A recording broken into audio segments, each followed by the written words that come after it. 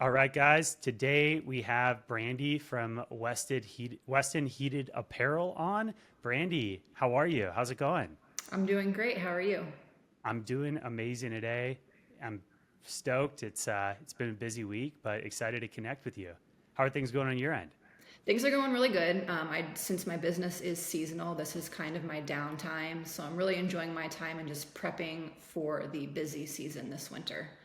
So yeah, things are going good. This is my favorite time of year, just being able to have some downtime and work on some big projects within the business.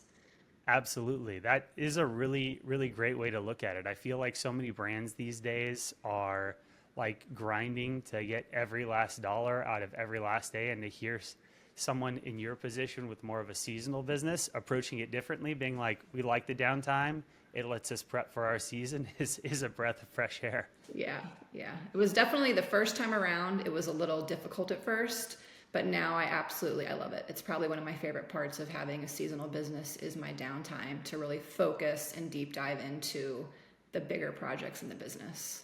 What are some of those bigger projects that you like to dive into? I'm just curious. Is it more of strategic planning? Is it like going after product roadmaps? Like, what is it that you like to do with this time? So definitely a combination of both. Definitely a lot of strategic planning. Every winter, there's issues that come up, and then I'm able to really sit down, do a deep dive, and fix those issues. And then also product planning, plans for the future, coming out with new product lines. I'm really able just to sit down, kind of clear off my desk, and just focus on that and really go deep in with that, and then do launches in the wintertime, which is, I love doing that. That's awesome. So let's take a step back and kind of look at, your past and like how did you get started in entrepreneurship even before you started Weston? I believe you had another business, right? Yes, so I've been an entrepreneur since I want to say I started in 2011, 2012. I started selling on eBay, and that's when I first got into e-commerce. And then in 2015, I started a company selling textbooks, and that company did actually fail. And so that's whenever I started Weston Heated Apparel. I decided to give it one last shot. I didn't want to give up. And that was 5 years ago, and it's been growing ever since. So I've always had that entrepreneur spirit in me, and I've always loved e-commerce, especially. That's awesome. I think that's a interesting takeaway that a lot of people don't understand is like the first business you start isn't going to be the business that either gets you to where you want to go or is even going to be successful. So I'm sure taking a lot of those key learnings from the textbook business is some knife stabs in the back that you could understand what you're going to do with the new business, right? Yes, yeah, it was a lot of lessons learned. And when I was in the thick of it, it was really hard. It was really tough, a tough pill for me to swallow. But now looking back, I am so glad that it happened. It was probably one of the best things that happened to me. I learned so many lessons, and it really prepared me for things with this company that I have now. And I've been able to grow it pretty quickly, and it's going really well. And I really attribute that to the failed business, to be completely honest with you. How did you come up with the idea for Weston and getting into this like heated apparel space? So I've always hated being cold. I did grow up in Maryland. I do live in Florida now, so I came down south to escape the cold. But the biggest thing is I noticed there was a gap in the heated apparel space, just as far as style goes, heated clothing for women. It just really wasn't there. So I did a test. I started out with heated gloves, and this was right before COVID, 2020, and the gloves did really well. I moved on to socks, and then I decided to do a jacket design for a fleece heated jacket for women. And this was just, you were like, I'm going to try this out, try it with one product category, and you launched it online and went from there. Yes, yeah, and I wanted to make sure I did do some research on heated apparel. I wanted to make sure that it was a growing trend. I always want to get into something that's growing, so that way I can kind of, I have the best chance at success with that. And it was a growing trend. There wasn't really too much competition, so I said, okay, let me just jump into this. And it was just something I had an interest in. I was fascinated in the heated apparel space because it was kind of cool. It was fun. It was different, and I was able to pour my creativity into it. So cool. And in those early days, like how did you guys launch and go to market? So I first started how I first launched was on Google Ads, Google Shopping. That was my very first test. So I was able to get some test samples from my factory in China. I have a great relationship with a supplier over there, and I tested out the gloves first. It started working, and then I got a large order of socks, and that worked really well. So I was able to essentially go from there and get on really, really, really. They worked with me in a really good sense as far as payment terms go. So I didn't have to take too much of a risk, and they were able to see how fast I was growing. So they really wanted to work with me in growing the brand. So them allowing me really good payment terms for my stock that I had here in the United States really, really helped me take some risk and Wow. working out. That's awesome. And I'm just curious, how did you develop these payment terms in this relationship with this factory? Was this something, a connection that you had in the past, or did it just pop up?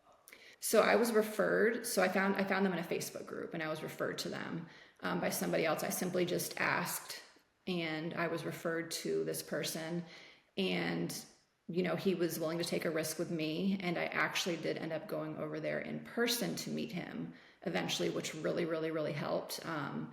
And he just knew as soon as he saw me, he said, "She's going to go far with the business." It's almost like a partnership now that I have with That's in awesome. China. I'm going to say that's the biggest challenge most startup brands have is being able to negotiate those types of terms and relationships with a factory. You never know if something's going to work or not.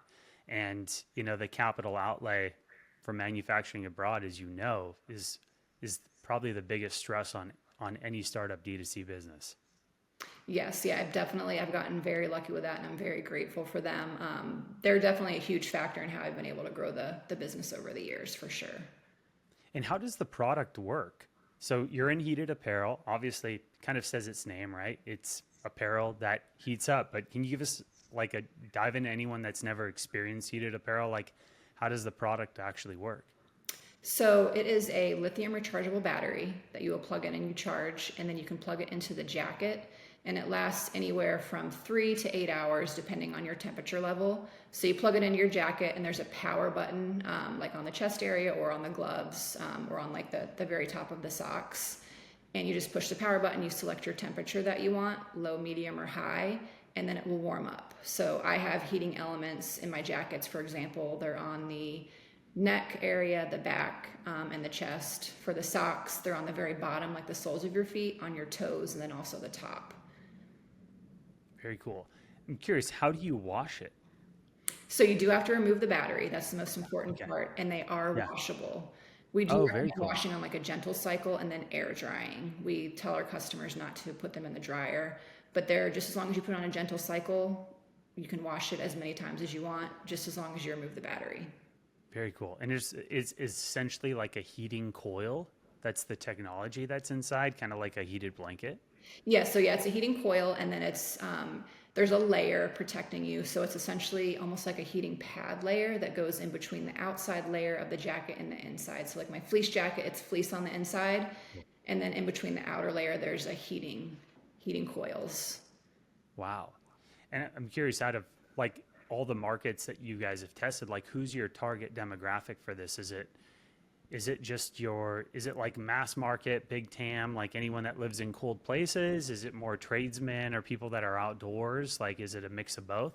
Where have you guys seen the most momentum with the product? Definitely customers that live in cold places. That's definitely our number one. And number two, interestingly enough, it is the older customers. So I want to say over 50, especially those are the customers that are searching on Google, since that's primarily where we get most of our customers. Customer leads are from Google search. Wow. So it's definitely the older generation, and then anybody that lives in the cold. And it's also a Very great cool. gift option too. So Christmas time is amazing for us because it's kind of a cool gift to give somebody. Heated socks, heated jacket. So It's apparel with utility to it. yeah. Yeah. So cool. And with that being said, you've said so Google's been the primary growth lever for the business overall. Yes, correct. Very cool. And with that channel, have you guys seen this product category kind of take off where there's been higher search intent? Because I know in D2C, primarily a lot of the big challenge that a lot of brands have with Google is there's only so much intent search, right? And there's only so much brand search. But have you guys seen this product category kind of take off over the years? Yes, the product category as a whole has definitely grown as far as search intent on Google. And it does also have to do with weather as well. And it has been, the winters have just been getting colder every single year. I've noticed, I mean, even in Florida, our winters are getting colder and colder every year, I've noticed. So the search intent has increased every single year. And luckily, we're able to bring in other platforms. We recently launched on Amazon this year, and then we're also utilizing Meta quite a bit as well, and that's doing really well. Very cool. And do you do any wholesale business or is it just all D2C? So it's mostly, I want to say we're 95% D2C, and then the remaining 5% is wholesale. Okay, great. And what's your plan for the future? Where do you see yourself taking this business over the next 5 years? I definitely want to continue growing. We're growing at a steadily 15 to 20% each year, which I'm very happy with, and really just taking the business all the way. I would like to do more wholesale, get into retail stores, and really just max out all of the paid advertising, all of the platforms, Amazon, TikTok, Meta, Google, YouTube, and just really just take everything by storm and just go all the way with the company. Yeah, I think you have such a great product because I think a big challenge a lot of brands are having right now is like low AOV overall, especially in fashion apparel. But you have a product with utility to it, right? So I'm assuming your AOV is, somewhere around 180 to $200, right? Yes, yeah, my AOV is Yeah. $160. Yeah, yeah, yeah. That's great. I mean, that leaves you so much momentum to grow in this space right now. It's so cool. Any new products that you guys are potentially in the roadmap for 2026 winter? Yes, so right now I'm actually working on children's heated clothing. We've gotten a lot of requests for heated clothing for, children and teenagers. So that's something I am working on, in the process of working on right now. And there's not too much competition in that space either. So I'm really excited about that. Cool. And I know you're based out of Tampa. Do you guys have a physical location there? Do you guys do your own 3PL fulfillment? And how's the kind of business structured right now? So I do use a 3PL, but they are in Illinois, which is close to the majority of my customers. It's kind of right in that. More central to the whole Yeah. country. Yeah. Yeah, very central and very close to the majority of my customers. So yes, the 3PL is located in Illinois. And then here I do have an office, but I do not have any employees down here in Florida. I have employees that are located elsewhere. Very cool. It's interesting. I feel like Tampa's become such a hub for business over the last couple of years. We actually have about 4 clients in the Tampa area right now, and a couple down in Naples. So it's coincidentally, it seems like a really great place to be operating. Beautiful weather, close to the beach, great tax basis. Yep. Yeah, it's definitely great. I love it down here. And there's always something to do too. If you need a break or take a day off, want to go to a theme park or go to the beach, it's right here, which is really nice. So yeah, I That's love it. cool. And how's your team structured right now?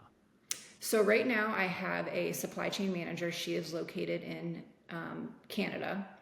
So she is a recent hire. So she is the one that's doing all of the communication with all of the factories in China that I have, as well as making sure that all of the customers get their orders and everything's running smoothly. And then I have a customer service team out in the Philippines. They are all in office. So I have 2 full-time year-round employees. And then I have 15 seasonal employees that come on for the winter, and they're all in office together in the Philippines. So cool. And when does the season really kick off for you? Do you see a shift when the weather starts to cool off in fall, or is it like the first big storm? Like when does the season really kick off and then let go? So I always say it's like a roller coaster. So it slowly goes up and there's like a big drop off. So it slowly starts to pick up in October. And then my biggest peak is around Black Friday. So I want to say the end of November, especially if a big storm hits. There's a massive increase in sales, and it usually continues to increase. throughout the months. But my biggest peak is the week before Black Friday, and then the following 3 weeks after that, I do about 60% of my revenue. Wow, that's awesome. 60% in that short period of time. Yeah, it's definitely it's great. It's a lot whenever I'm in it. It's definitely a lot to deal with, but I really like it. And it's nice because I have my break coming up in a couple months after that. Things tend to drop off in February, and then it's kind of back down that roller coaster. Wow. I mean, I love the fact that, it's, like I said, I feel like every brand today is like, it's, it's on 24/7, 365, and every day is a grind. And I feel like, a lot of founders are getting burned out because there's no time for them to think. Even to just take 2, 3 weeks off a year and just like separate themselves from the business. How have you found that that separation has helped with your more mental clarity, drive, and focus to actually hit the season strong?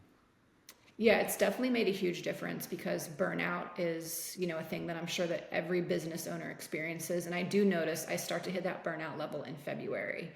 So whenever March comes around, I'm able to take that massive mental break. And then my creativity just starts to pick up. My energy starts to pick up again, and I'm just ready to go, and I'm more focused than ever. So having that break where I can completely stop, take a breath, makes a massive difference with growing the company and utilizing my creativity and really being able to tap into it. Is there things that you like to do in your personal life, whether like working out or, going boating, taking trips that you like to do to kind of separate yourself from the business and kind of refresh and Yeah. rethink? Yeah, I was gonna say definitely working out. I love working out, going on walks, meditating.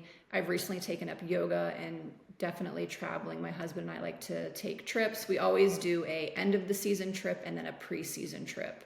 And that really helps me just reset and kind of get back to normal and rest and prepare for the busyness that comes up in the winter. Wow.